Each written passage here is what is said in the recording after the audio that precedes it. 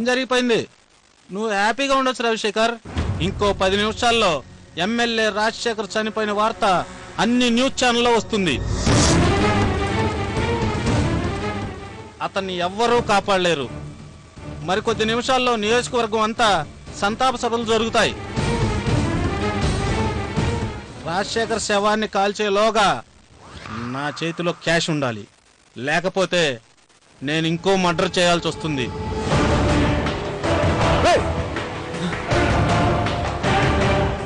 Aunty వీడు MLA రాజశేఖర్ని చంపేశాడా?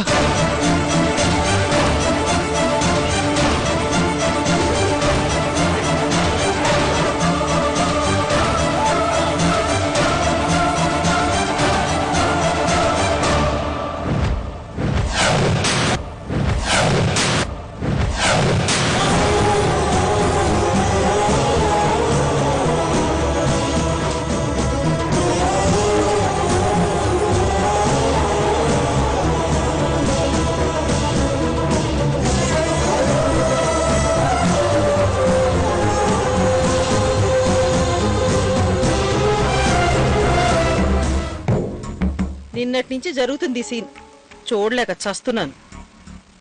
ఇప్పుడు మనం మార్చేస్తాంగా.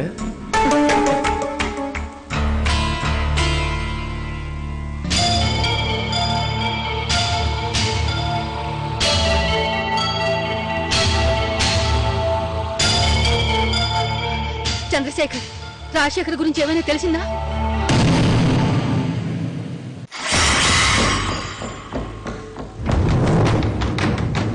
అన్నయ్య,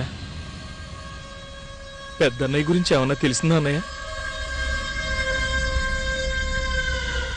పోలీసులకి, పార్టీ వాళ్ళకి, ప్రెస్ వాళ్ళకి, టీవీ వాళ్ళకి, సిబిసిఐడి వాళ్ళకి అందరికీ ఫోన్ చేసుంటే ఈ పాటికి అన్నయ్య గురించి న్యూస్ తెలిసిండేది. అన్నయ్య ఏమయ్యాడు, ఏమైందో తెలియక నా గుండెలు వణికిపోతున్నాయి.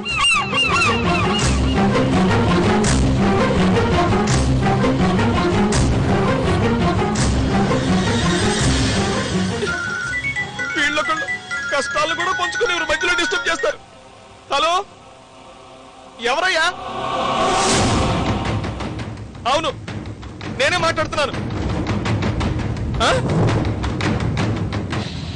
మా అన్నయ్యకి అన్నయ్య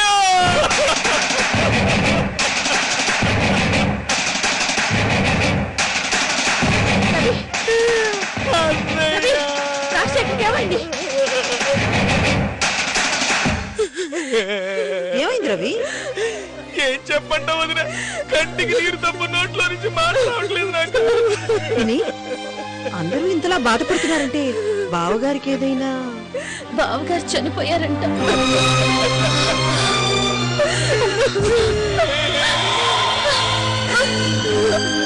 మీ అమ్మ వద్దు వద్దు అని మొత్తుకుంటున్నా వినకుండా నీకు పెళ్లి చేసి నేను చాలా పెద్ద తప్పు చేశానమ్మా. ఇది ఇంకా ఈ ఇంట్లోనే ఉంటే రేపు మీరు, ఎల్లుండి నేను, ఆ తర్వాత ఒకరు, ఆ తర్వాత మరొకరు, ఒక్కొక్కరం పైకి పోతాం. అహల్య, నీ కూతురు శనిగ్రహం కాబట్టి మా అన్నయ్య యాక్సిడెంట్ లో చచ్చిపోయాడు. నీ కూతురు శనిగ్రహం కాబట్టి ముఖ్యమంత్రి కావాల్సిన అన్నయ్య అర్ధాంతరంగా అనాథలాగా చచ్చిపోవాల్సి వచ్చింది. ఈ దరిద్రం ఇంకా ఇంట్లోనే ఉంటే కాపురాలు కూలిపోతాయి, ప్రాణాలు పోతాయి. ఆ చూపేంటే మా బావగారు లాగే మమ్మల్ని కూడా పైకి పంపించేద్దాం అనుకుంటున్నావా? నీకు ఇంట్లో స్థానం లేదు, నడవే, బయటికి నడవ.